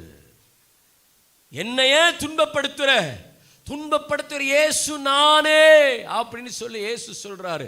இயேசுவே மன உளைச்சல் உண்டாக்குனவன், இயேசுவே துன்பப்படுத்தின ஆளு சொல்றாரு, இனி நான் அல்ல, எனக்குள்ளார இயேசுவை துக்கப்படுத்தின காரியம் ஒண்ணுமே இல்லை சார். ஆவியானவரை மீட்கப்படும் நாளுக்கென்று முத்திரையாய் பெற்றுகிற ஆவியான துக்கப்படும். எத்தனை முறை துக்கப்படுத்துறோம், ஆவியான துக்கப்படுத்துறோம், கிறிஸ்துவை துக்கப்படுத்துறோம். நம்முடைய அழைத்த தெய்வத்தை பாவம் செய்து கீழ்ப்படியாம போய் கர்த்தருடைய சத்தத்தை செவி கொடுக்காம பல டைம் எத்தனை முறை துன்பப்படுத்தின, ஒரே முறை தான் பவுல் துன்பப்படுது. அதுக்கப்புறம் இயேசுவை துன்பப்படுது. அவர் சொல்றாரு, நான் அல்ல, நான் இயேசுவை துன்பப்படுத்துவேன், மாறாக என் வாழ்க்கையே அவருக்கான அர்ப்பணிக்கிறேன். பின்னானவர்களை மறந்து, அந்த பின்னாடி கசப்பான அனுபவம், அவரை துன்பப்படுத்தின, அவரை வேதனைப்படுத்தின, அதை எல்லாத்தையும் மறந்து, என் பழைய பாவம், எனக்குள்ள போடுகிற பிரமாணத்தை இது எல்லாம் மறந்து, பின்னானவர்களை மறந்து முன்னானவர்களை நாடி பரம அழகிப்பின் பந்தய பொருளுக்காக லக்கை நோக்கு மாத்திர ஓடி ஓடி ஓடி எல்லாத்தையும் சொல்றாரு. நான் கிறிஸ்துவோடு கூட சிலுவையில் அறையப்படுகிற ஒவ்வொரு நாளும் காலை எழுந்திரிச்சு பவுல் சொல்லி, ஆண்டவரே என் கண்ணை சிலுவையில் அறையிறேன், ஆண்டவரே என் சிந்தைய சிலுவையில் அறையிறேன், ஆண்டவரே என் கையை, இந்த பரிசுத்தமான கையை மாறுவதற்கு நான் தலைமையை கை வச்சு அவனுக்கு அபிஷேகம் இறங்கணும், விடுதலை வரணும், இந்த கையில பாவம் இருக்கக்கூடாது, இந்த கையை சிலுவையில் அறையிறேன், என் காலை சிலுவையில் அறையிறேன், என் சரீரத்தில் சிலுவையில் ஒவ்வொரு நாளும் காலை எந்திரிச்சு, ஆண்டவரே என்னை சிலுவையில் அறைங்க, என்னை சிலுவையில் அறைங்க, உம்மோடு கூட என்னையும் சிலுவையில் அறைங்க, உம்முடைய அச்சடையாள நான் தரிச்சிருக்கிறேன், இந்த பாவம், இந்த கோபம், இந்த பிடிவாதம், இந்த கீழ்ப்படியாம இந்த பெரிய பாவம் இதெல்லாம் எனக்கு வேண்டாம், என்னை கொண்டு வந்து சிலுவையில் அறைஞ்சு என்ன மாத்துங்க ஆண்டவரே. அப்படி இப்படி ஜெபம் பண்ணி ஃபைனலா சொல்றாரு, இனி நான் அல்ல, எனக்கு எந்த பாவமே கிடையாது, ஃபுல் அண்ட் ஃபுல் எனக்கு இயேசு மாத்திரம். என்ன பார்க்கும்போது, பவுலை பார்க்கும்போது இயேசு மாத்திரமே. இவரு ஐ ஹேவ் ஜீசஸ், ஒண்ணுமே இல்லை. ஒவ்வொரு நாளும் பவுல் சொல்றாரு, நான் சிலுவையில கிறிஸ்துவோடு கூட சிலுவையில் அறைகிறேன். நான் எனக்கு விருப்பம் இருக்குது. முதல் சொன்னாரு, நான் விரும்புகிறது எல்லாம் விரும்பாத, அது என்னன்னு சொல்லல, அந்த விரும்பாத காலை எந்திரிச்சோடனே ஆண்டவரே நான் இதை பார்க்கக்கூடாதுன்னு நினைக்கிறேன், இவங்கள்ட்ட பேசக்கூடாதுன்னு நினைக்கிறேன், இவங்கள்ட்ட பழகக்கூடாதுன்னு நினைக்கிறேன், இதை கொண்டு வந்து நான் சிலுவையில் அறைகிறேன், என் சுபாவத்தை கொண்டு போய் சிலுவையில் அறைகிறேன். இந்த வசனத்தை தியானிச்சக்கப்போ இன்னைக்கு காலையில் அப்படிதான் நான் ஜெபம் பண்ணேன், ஆண்டவரே என் கண்ணை சிலுவையில் அறைகிறேன், என் சிந்தையை சிலுவையில் அறைகிறேன், என் கையை சிலுவையில் அறைகிறேன், என் காலை சிலுவையில் அறைகிறேன், என் இருதயத்தை சிலுவையில் அறைகிறேன். நானும் சொல்லணும், எனக்குள்ளார இயேசு மாத்திரம் தான். ஆவிக்குரிய ஹை ஸ்டாண்டர்ட் கிறிஸ்துவுக்காக அப்படி எழும்பிட்டோம் அப்படின்னு சொன்னா நமக்குள்ளார உலகம் இருக்காது, பிசாசு இருக்காது, பாவம் இருக்காது, சுயம் இருக்காது, எதுவுமே இருக்காது. ஃபுல் அண்ட் ஃபுல் நம்ம உருவம் தான் இருக்குமே தவிர நம்ம உள்ளுக்குள்ளார ஃபுல் அண்ட் ஃபுல். பவுல் சொல்றாரு, நானே கிடையாதுப்பா, எனக்குள்ள இயேசு தான் இருக்கிறாரு. பேதுரு சொன்னாரு, என்கிட்ட ஒண்ணுமே இல்லை, எனக்குள்ள இயேசு தான் இருக்கிறாரு. இயேசு சொன்னாதான் வராம்பார் இந்த பயவுள்ள அதிபதி, உலகத்தின் அதிபதி, அவன் ஜரக்கு என்கிட்ட ஒண்ணுமே இல்லையா, இருந்து எடுத்துட்டு போ, என்கிட்ட ஒண்ணுமே இல்லை, நான் தான் கிளியர் பண்ணி வச்சிருக்கேன் எல்லாத்தையும். எனக்குள்ளார எதுவுமே உலக சம்பந்தப்பட்டோம், உலக பாசம், உலக காரியம், ஸ்நேகம், பாவம், மாமிசம், சுயம் என்கிட்ட ஒண்ணுமே இல்லை. இந்த வந்தா இருந்தா எடுத்துட்டு போ, பிசாசு வரான், அவரை பார்க்குறான், செக் பண்ணுறான், ஒன்றுமே இல்லை. நான் போகிறேன் ஆண்டவரே, எனக்கு வேலையே இல்லை, உங்கள்கிட்ட என்ன வேலை இருக்குது? நமக்கு அந்த அனுபவத்துக்குள்ளார கர்த்தர் கொண்டு வந்துட்டாருன்னா நீங்கள் உண்மையாலுமே சாதாரண மனுஷனாக இருக்க மாட்டீங்க, ஒரு அசாதாரண மனுஷனாக மாறிடுவீங்க. இன்னொரு வசனத்தை கூட வாசிக்கலாம். அப்போஸ்தலர் 8ஆம் அதிகாரம் 1ஆம் வசனத்தை வாசிக்கலாம். கொலைக்கு ஃபுல் சம்பந்தப்படுத்த ஆளு பவுல். உண்ணாலும் அதை போட்டுறா, கல்லில் சாவடி. ஏசுவாமா பிரசங்கம், ஆமா ஏசு. எவன்டைய காது குத்துற?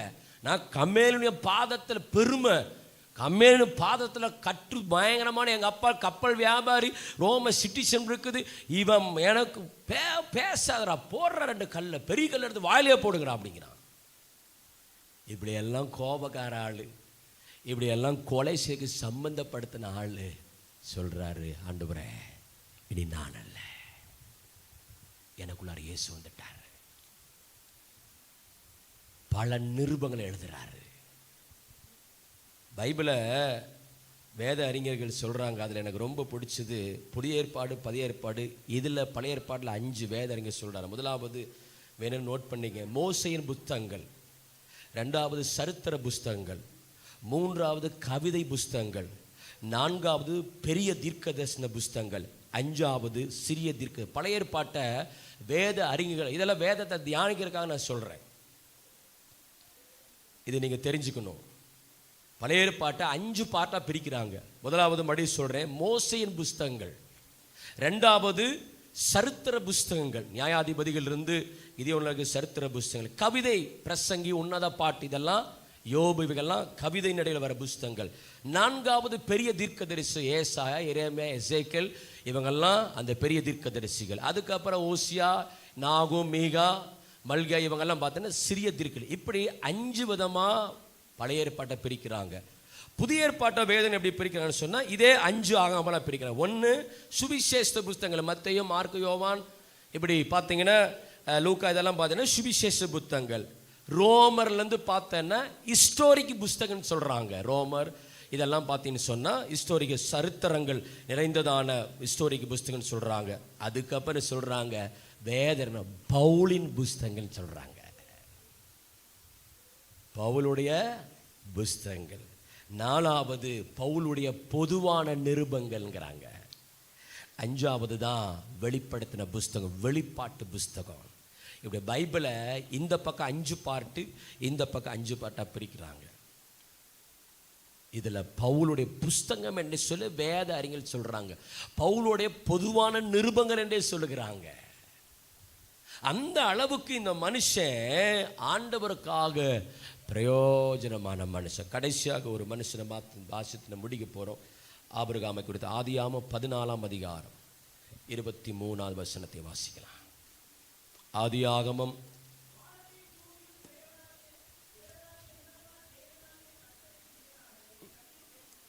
ஆபிரகாம் கையை உயர்த்தி சொல்றார், நத்திங், என்கிட்ட ஒண்ணுமே இல்லை. அந்த சரித்திரம் மேல உங்களுக்கு சொல்லப்பட்டிருக்கிறது. லோத்த, அந்த ஆபிரகாமுடைய சகோதரனை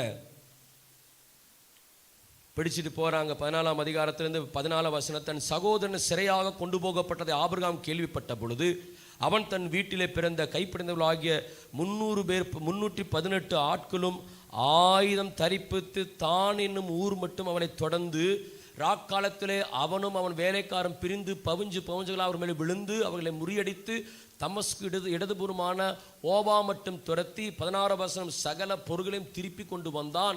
தன் சகோதரனாகிய லோத்தையும் அவனுடைய பொருள்களையும் ஸ்திரீகளையும் ஜனங்களையும் திருப்பி கொண்டு வந்தான். அவன் கெர்த்தலா கோமேரையும் அவனோடு இருந்த ராஜாக்களையும் முறியடித்து திரும்பி வரும்பொழுது சோதோமின் ராஜா புறப்பட்டு ராஜாவின் பள்ளத்தாக்கு என்னும் சாவே பள்ளத்தாக்கு மட்டும் அவனுக்கு எதிர்கொண்டு போனான். அன்றியும் உன்னதமான தேவனி ஆசனை இருந்த சாலோமின் ராஜாவாக மெல்கிசேதேக்கு அப்பமும் திராட்சம் கொண்டு வந்து அவனை ஆசீர்வதித்து, வானத்தையும் பூமி உடையவராக உன்னதமான தேவனி ஆசீர்வாதம் ஆபிரகாம் உண்டாவதாக, உன் சத்துரு கையில் உன் கையில் ஒப்பு கொடுத்து உன்னதமான தேவனுக்கு ஸ்தோத்திரம் என்று சொன்னான். இவனுக்கு ஆபிரகாம் எல்லாவற்றையும் தசமமாக செலுத்தினான். சோதோமின் ராஜா ஆபிரகாமை நோக்கி, ஜனங்களை எனக்கு தாரும், பொருள்களை எடுத்துக்கொள்ளும். நோ, எனக்கு தேவையில்லை. இந்த பொருளை எடுத்துட்டு போனா உம்மாலதான் எனக்கு ஆசீர்வதிச்சுன்னு சொல்ல நீங்க சொல்லக்கூடாது. என்ன ஆண்டவர் ஆசீர்வதிப்பார். உங்க பொருளை எடுத்துட்டு போங்கன்னு சோதோமின் ராஜா சொல்றாரு. நோ, எனக்கு தேவையில்லை. கையை வைத்து சொல்றாரு, உலகத்துடைய ஆசை பொருள் எனக்கு ஒண்ணுமே இல்லை. கையை வைத்து ஆபிரகாம் சொல்றாரு, நத்திங். இவர் தான் போய் யுத்தம் பண்றாரு. தன் சகோதரக்காக ஆளுல கூட்டிட்டு போய் உள்ள பந்தாடி எல்லாத்தையும் காலி பண்ணிட்டாரு. அந்த ராஜா சொல்ல, ஜனங்கள் எனக்கு தாங்க, நீங்க எடுத்துக்கொண்ட கொள்ளையடிச்ச பொருளெல்லாம் நீங்களே எடுத்துருப்பா, உங்களுக்கு யூஸ்ஃபுல்லா இருக்கும் அப்படின்னு சொல்லி ஆபிரகாம் சொல்றாரு. ஆபிரகாம் சொல்றாரு, நோ நோ நோ நோ, எனக்கு ஆண்டவர் வாக்குத்தத்தம் பண்ணிருக்கிறார், என்ன ஆசீர்வதிப்பேன், உன்னுடைய ஆசீர்வாதம் எனக்கு தேவையில்லை. நீங்க உன்னதமான நல்ல ஊழியக்காரன், உங்களுக்கு தசமாக கொடுக்கறதோட நிறுத்திக்கங்க, எனக்கு இதெல்லாம் வேண்டாம். கர்த்தர் என்ன ஆசீர்வதிக்க முடியும். அதனால இந்த பொருள், இந்த காசு, இதெல்லாம் எனக்கு ஒண்ணுமே தேவையில்லை. கையெழுத்தி சொல்றாரு ஆபிரகாம், உன்னதமான தேவன், ஆண்டவரே நீங்க பார்த்துக்குங்க, என்கிட்ட ஒன்றும் தேவையில்லை. இந்த அனுபவமெல்லாம் நமக்கு வரணும். மற்றவர்கள் மூலமாக ஒரு ஆசீர்வாதங்களை காட்டிலும் தேவனிடத்தில் ஒரு ஆசீர்வாதத்தையே அதிகமாய் வாஞ்சிக்கிறான் ஆபிரகாம். கையெழுத்தி சொல்றாரு, என்கிட்ட ஒண்ணுமே இல்லை. ஆபிரகாம் அதுக்கப்புறம் தான் ஆபிரகாம கர்த்தர் மகிமையான ஆசீர்வாதத்தை கர்த்தர் கொடுத்தார். உலகம், ஐஸ்வர்யம், பணம், பொருள், இவைகளை ஒன்றும் என்னை மயக்கிற முடியாது.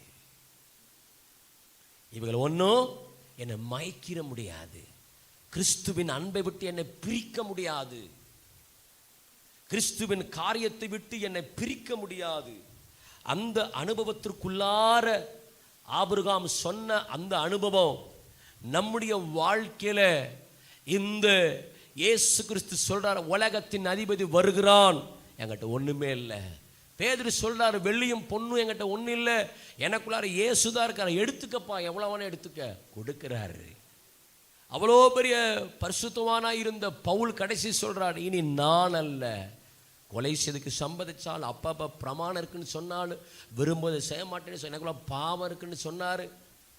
இயேசுவை துன்பப்படுத்தின ஆளு, அவரையே சங்கடப்படுத்தின ஆளு, பரிசுத்தனை துக்கப்படுத்தின ஆளு, கடைசியில் சொல்றார், இனி நான் அல்ல, நான் சிலுவையில் ஒவ்வொரு நாளும் செத்து செத்து செத்து செத்து சிற்பி பாருங்க, ஒவ்வொரு நாளும் உளியை வச்சு குத்தி குத்தி குத்தி குத்தி குத்தி கொஞ்சம் கொஞ்சமாக அடித்து அடித்து அடித்து கடைசியில் ஒரு சிலையாக அழகாக மாற்றுறான். அந்த கல் பார்க்கும் பொழுது ஒரு சாதாரண கல்லாக இருக்கும். அந்த சிற்பி ஒவ்வொரு நாளும் வேலை செய்வான். ஒரு மனசுக்கு ஒரு மைண்டில் வச்சுருப்பான், இந்த கல்லை இப்படி தான் டிசைன் பண்ணணும். அந்த சிற்பி கொஞ்சம் கொஞ்சமாக அடித்து அடித்து அடித்து அடித்து அடித்து அந்த கல் வலித்தாங்கி வலித்தாங்கி வலித்தாங்கி கடைசியில் ஒரு அழகான ஒரு சிலையாக மாறுது. அதுபோல் பரிசுத்த ஆவியானவர் இந்த ஸ்டாண்ட் எடுக்கணும்னு சொன்னால் உங்களை குத்துவார், உங்களை அடிப்பார், உங்களை நொறுக்குவார், உங்களை பலவிதமான பால் உபத்திரவத்துக்குள்ளே கொண்டு போவார். கிறிஸ்துவன் வந்துட்டால் பிரச்சனை இல்லாமல் இருக்குன்னு சொல்ல முடியாது. ஆனால் கர்த்தர் உங்களை பொன்னாக விளங்க பண்ணுவார். உங்களுக்குள்ள மாமிசம் இல்லாதபடி, உங்களுக்குள்ள பாவம் இல்லாதபடி, உங்களுக்குள்ள பிசாசுடைய காரியங்கள், உலகத்தின் காரியங்கள் உங்களுக்கு ஒன்றும் இல்லாதபடிக்கு இயேசுவை போல, பேதுருவை போல, பவுலை போல, ஆபிரகாமை போல எனக்குள்ளார ஒன்றும் இல்லைங்கிற அந்த அனுபவத்துக்கு வந்துட்டீங்கன்னா உங்கள் வாழ்க்கையில் ஆசீர்வாதத்துக்கு குறைச்சல் இருக்காது, கிருபைக்கு குறை இருக்காது, அபிஷேகத்துக்கு குறைவு இருக்காது, வீட்டில் பிரச்சனை இருக்காது, குடும்பத்தில் பிரச்சனை, உங்கள் சந்ததிக்குள்ள பிரச்சனை இருக்காது.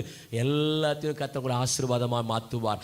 அந்த ஆசீர்வாதத்தின் பாத்திரமாக நீங்களும் நானும் மாற வேண்டும் என்பதே இந்த காலவேளை பரிசுத்தன் விருப்பமாக இருக்குது. எல்லாரும் எழுந்து நிற்கலாம். எல்லாரும் எழுந்து நின்று இந்த காலவேளையில் ஆண்டவரே எனக்குள்ளார அந்த ஒரு ஏக்கத்தை எனக்கு தாங்க ஆண்டவரே.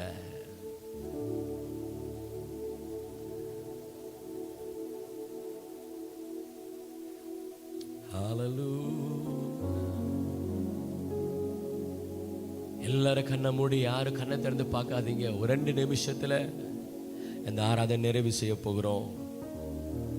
ஆண்டவரே, நான் எனக்குள்ளார ஒண்ணுமே இருக்கக்கூடாது. அந்த லெவலுக்கு வந்து பாருங்க, உங்க பிரச்சனை எல்லாம் தானா மாறிடும். ஃபுல் அண்ட் ஃபுல் இயேசுவே என்னை ஆட்கொள்ளணும். எனக்குள்ளார பாவம், எனக்குள்ளார உலகம், எனக்குள்ளார மாமிசம், எனக்குள்ளார சுயம், எனக்குள்ளார ஒண்ணுமே இருக்கக்கூடாதுப்பா. என்ன இந்த நாளில் மாற்றுங்க ஆண்டவரே. ஆவியானவர் இந்த காலவெளியில் உலாவிக் கொண்டிருக்கிறார். என்னை மாற்ற விரும்புகிறேன்னு சொல்லுகிறவர் கைகளை உயர்த்தி, ஆண்டவரே என்னை உம்மை போல மாற்றுங்க ஆண்டவரே. எனக்குள்ளார நான் சொல்லணும், என் வாழ்க்கையில சொல்லணும், எனக்குள்ளார ஒண்ணுமே இல்லை. உலகம், மாமிசம், பிசாஸ் என்கிட்ட nothing. I have Jesus. I have Jesus, only Jesus. என்ன அப்படி மாற்றுங்க ஆண்டவரே. அந்த லெவலுக்கு கர்த்தர் நம்ம சபையை கொண்டு போய் நினைக்கிறாரு.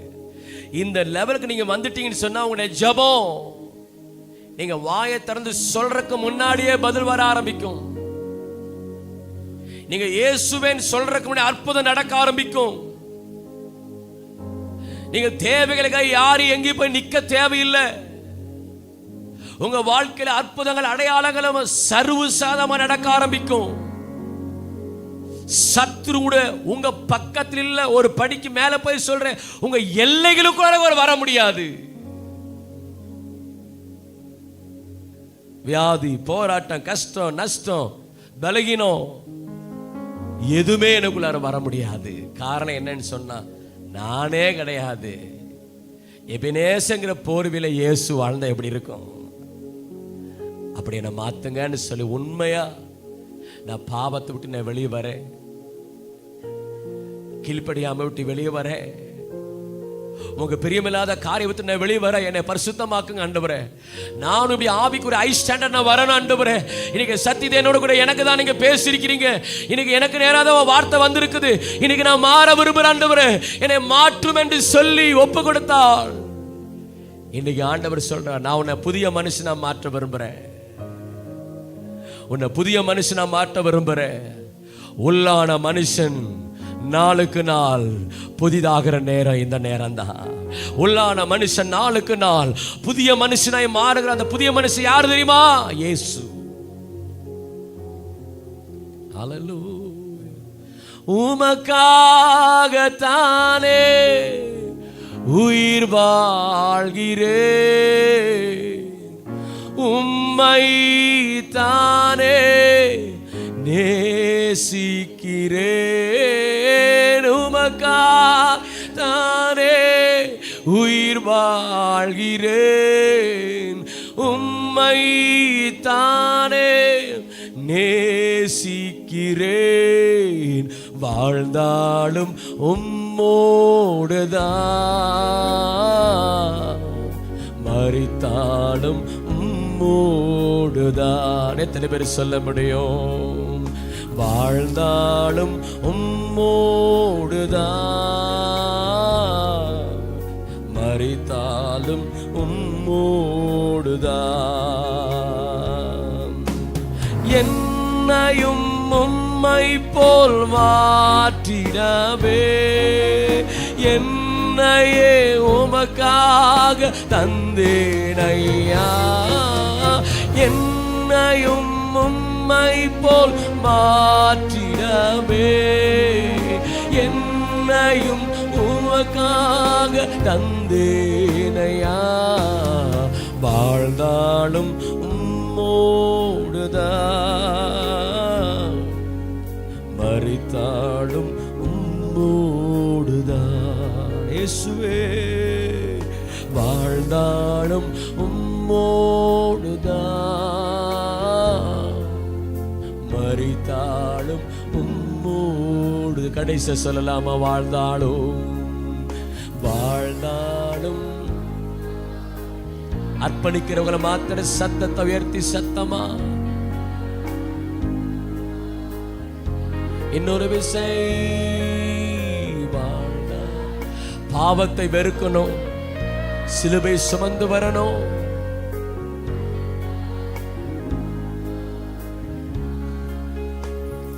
அப்படியே ஆகட்டும் ஆண்டவரே. தகப்பனே, எங்க சபை முழுவதும் அப்படியே ஆகட்டும்பா. எங்க சபையில் அத்தனை பேர் நீதிமான்கள் என்று சொல்லி இருக்கிறீங்க ஆண்டவரே. நித்திய ஜீவனுக்கு முன் குறித்திருக்கிறீங்க ஆண்டவரே. அப்பா, இந்த நாட்களில் எங்களுக்குள்ளார உலகமும் மாமிசம் பிசாசு ஒன்றும் இல்லைன்னு சொல்ற அளவுக்கு எங்க வாழ்க்கையில அப்படிப்பட்டதான குணாதிசயங்கள் எங்களுக்குள்ள வரட்டும் ஆண்டவரே. பேதுருவ மாத்துனீங்களா ஆண்டவரே, அப்போஸ்தலனாகிய பவுல மாத்துனீங்களா ஆண்டவரே, ஆபிரகாமை மாத்தி ஆசீர்வாதமா மாத்துனீங்களா ஆண்டவரே. இயேசுவை போல யாரெல்லாம் மாறும் நினைக்கிறாங்களோ அவங்க எல்லாருக்கும் பேதுரு கொடுக்கப்பட்ட அந்த அபிஷேகம், பவுலு கொடுக்கப்பட்ட அந்த தரிசனங்கள், ஆபிரகாம் கொடுக்கப்பட்ட அந்த தலைமுறையின் ஆசீர்வாதங்கள், இந்த 3 ஆசீர்வாதங்களும் இயேசுவை போல மாற வேண்டும் என்று ஒப்பு கொடுக்கிற ஒவ்வொரு பிள்ளைகள் மேலே இப்பொழுதே தலை மேல அந்த ஆசீர்வாதங்கள் இறங்குவதாக இயேசுவின் நாமத்தினால அந்த வல்லமை இந்த நாள நிரப்பட்டும் ஆண்டவரே. ஆபிரகாமின் ஆசீர்வாதம் பூமி தாங்க முடியாது இருந்ததல்லவா, அதே போல சபையில் இருக்கிற எல்லாரையும் ஆபிரகாமின் ஆசீர்வாதங்களை புறஜாதி எங்களுக்கு தேடி வந்து சிலுவையிலே சம்பாதித்த அந்த ஆசீர்வாதங்கள் ஒவ்வொருவருக்கு கர்த்தர் கொடுப்பீராக. பொருளாதாரத்தில், ஆவிக்குரிய வாழ்க்கையில எல்லாத்தையும் கர்த்தர் உயர்த்துவீராக. இன்னும் மேலான படிகளுக்குள்ளாய் ஜனங்களை கர்த்தர் கொண்டு போவீராக. இருப்பதை காட்டுடைய பிதாக்கள் தேவன் 1000 மடங்கு சபை மக்களை கர்த்தர் ஆசீர்வதிக்கிறேன் அப்பா. வியாதிகள், கஷ்டங்கள், மரணங்கள், போராட்டங்கள், நஷ்டங்கள், சத்துடைய கிரிகள் ஒன்று தொடாதபடி இயேசு கிறிஸ்துவின் நாமத்தை இரத்தத்தினாலே சபையை முத்திரையிட்டு நான் ஜெபிக்கிறேன். இயேசுவின் நாமத்தினாலே எல்லாருக்கும் தேவையான பாதுகாப்பு, ஆசீர்வாதங்கள், கிருபைகள், தயவுகள் உண்டாவதாக தகப்பனே. 40 நாள் கடைசி நாட்கள் 8 விதமான ஆசீர்வாதங்கள் ஒவ்வொருத்தர் மேல கடந்து வந்து கர்த்தர் நீர் ஆசீர்வதிக்கும்படிக்காக நன்றி செலுத்துகிறோம். ஆசீர்வதிங்க இயேசு கிறிஸ்துவின் நாமத்தில் ஜெபிக்கிறோம் நல்ல பிதாவே. என் ஆத்துமாவே கர்த்தரை ஸ்தோத்திரி, என் மூலமே பரிசுத்த நாமத்தை ஸ்தோத்திரி. என் ஆத்துமாவே கர்த்தரை ஸ்தோத்திரி, கர்த்தர் செய்த சகல உபகாரங்களையும் மறவாதே. ஆமென். கர்த்தராகிய இயேசு கிறிஸ்துவின் கிருபையும் பிதாவாக தேவனுடைய அன்பும் பரிசுத்த ஆவியானவரின் அன்பின் மைக்கும் பாதுகாப்பும் அரவணைப்பும் இன்றைக்கும் என்றுக்கும் சதா காலங்களிலும் கர்த்தர் நம்மோடு கூட இருந்து நம்மை ஆசீர்வதிப்பாராக. ஆமென். அல்லேலூயா, அல்லேலூயா. கர்த்தர் உன்னை ஆசீர்வதித்து உன்னை காக்க கடவர். கர்த்தர் தம்முடைய முகத்தை உன்மேல் பிரகாசிக்க உன்மேல் கிருபையா இருக்க கடவர். கர்த்தர் தம்முடைய முகத்தை உன்மேல் பிரசன்னமாக்கி உனக்கு சமாதானம் கட்டளையிட கடவர். அல்லேலூயா. கர்த்தர் நம்மை